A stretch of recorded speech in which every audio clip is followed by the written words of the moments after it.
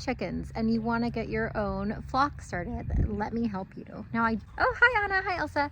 I did make a TikTok video on just basics of what you would need to start your flock if you're getting chicks in the spring. I can go in more depth than that. Just ask me questions and I'll answer them later. But let's talk about breeds. Now, this is something that I think is really important because it depends on what you want to do with your chickens. Even if it's on a small scale or if it's on a large scale with chickens. Now, for your breeds, I personally like all different kinds of purposes for chickens. Hello, Poofball. She has really no purpose. Her egg production, she is a Polish chicken. Her egg production is not as high as the other chicken breeds that I do have. Now, I do have Isa Browns. I do have, and they are great. They are great egg layers. They lay almost like every day all year round. Now my Isa Browns are a little older, so they are slowing down on their production, so it's about time to get some more Isa Browns in the flock this coming spring. Another great production egg layer I would honestly say is, I know a lot of people don't like the Wyandottes. I think they're pretty, they are okay for egg production, but not as good as the Isa Browns. Now I do have Brahmas. They are not the best in my opinion. This is my experience with egg production, but they are pretty good. They got really beautiful white eggs. Now another dual purpose, which is for meat and eggs, is the lavender Orpingtons, or any kind of Orpington. I personally like my lavenders. So they are great for meat and they are great for eggs. Now I did hatch out a bunch of lavender Orpingtons like about 2 years ago. So I had way too many roosters in that flock hatchling clutch, and so we just put them in the freezer camp and we got to feed my family and share with my friends and family. So that's another thing, is what kind of purpose are your chickens going to be used for? Now obviously, like Poofball that you just saw earlier is a funny no-brain having chicken.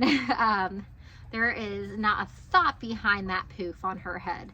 However, she's just for show. That's it. But I highly recommend, if you want to get started on your flock and you want to prepare your family to be a little bit more self-sufficient, I mean, in my opinion, chickens are a great way to start that. So let's go look at the chicken breeds that I currently have right now, and I'll tell you if they are egg layers or if they are dual purpose, which is egg and meat, or if they are just for funny show, and if their egg production is high and or low. This is Miss Sunny Girl. I actually saved her on the side of the road before a bad storm that we were having, and honestly I didn't know what she was at first. She kind of looked sick and we got her back to health. She lays me a beautiful dark brown egg, and I think she's some sort of Moran.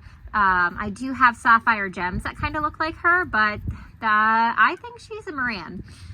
This one is a little hatchling that I hatched out this year out of my Saramas. Now they do lay me little tiny eggs, and I actually feed those to my crow friends. I make friends with the crows here so they can protect the flocks from any kind of eagles or hawks. So we love the crows here. We have Anna and her sister Elsa down over there. They are Brahmas. They've got those nice fluffy pants. They are great for winter time since they are so big and fluffy.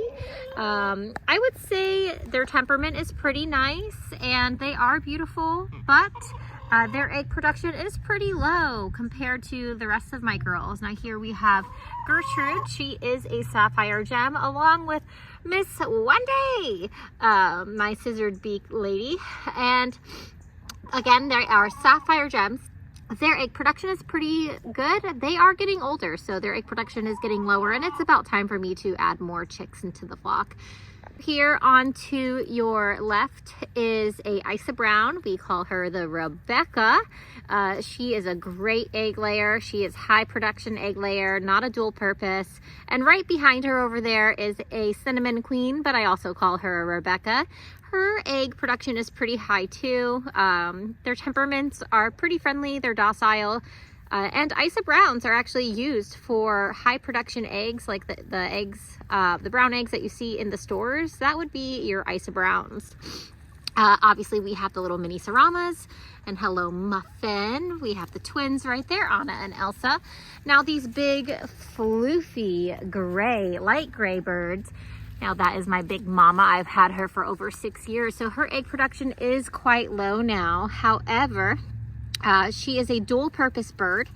You see how fluffy she is, but if she didn't have all those feathers, she would kind of look a little smaller. However, I did hatch out some of her babies and her sister's babies a couple years ago, and we got a lot of roosters. So those roosters gave us a lot of meat because they are dual purpose, and it was great. We had a couple chicks that hatched that were hens, but I highly recommend these ladies for dual purposes. Any kind of Orpington, they are great. They are very hardy in the winter. They do a little hard in the summer here in Central Florida, but they do just fine. We keep them cool and comfortable. Now, if you see these big floofy black ones, these are my lavender Orpington, and they are a mix of an Easter egger. Their mom is Jolene, who is my Easter egger. And they look more like a lavender Orpington, which was their dad. And they are big fluffy. They're pretty hardy. I love them so much. And Jolene here is my Easter egger. She gives me some beautiful green, blue eggs. And, it's nice to have a variety at home. So her egg production is pretty good, actually. You know what? I'll give her some props there. She gives us some really good eggs almost all year round. Sometimes she takes a little bit of a break, but that's okay. They need it. My in-depth, detailed, just explanation of breeds and what they are used for. You definitely want to figure out what are you going to use your chickens for. Are you going to use them for eggs, or are you going to use them for dual purpose? I know a lot of people don't like the idea of like raising their own chickens. For me, it feels a little weird at first. I remember my first time, and I have done meat birds too, which is actually a really fun, and it was a great learning experience. And to be able to be more self-sufficient and more self-reliant on yourself rather than the big box stores for your meat is a great skill I think everyone should know. And I do think that it's very important to know, especially during uncertain times or economical stresses. So it's always a good thing to have this knowledge, and hopefully my knowledge that I have learned over the last couple years has helped you. And I hope whatever questions you may have, please leave them in the comments. Don't forget to click like and subscribe. Again, if you have any questions, feel free to ask away. And if this helps you, please let me know. And I'm just really excited, and I hope that sharing this knowledge with you guys helps you move better going forward in the future. All right, see you guys later. Bye.